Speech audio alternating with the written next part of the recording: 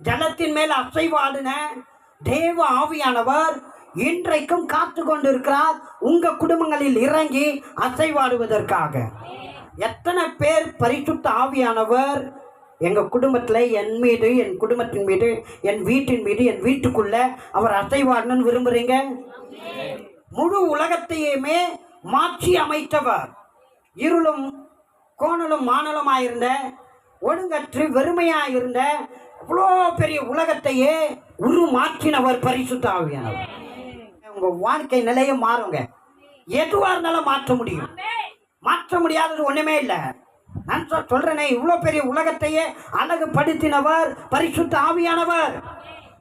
ஏன் உங்க வாழ்க்கையை உருமாற்ற மாட்டாரா? உங்க வாழ்க்கை நிலையை மாற்ற மாட்டாரா?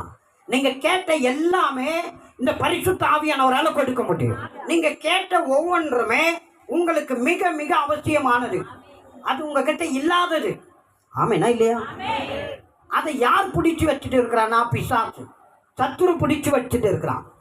பிசாசு பிடிச்சு வச்சுட்டு இருக்கிறான். அவன் கையில இருந்து பிடுங்கக்கூடிய ஒரு ஆற்றல் உடையவர் தான் பரிசுத்த ஆவியானவர்.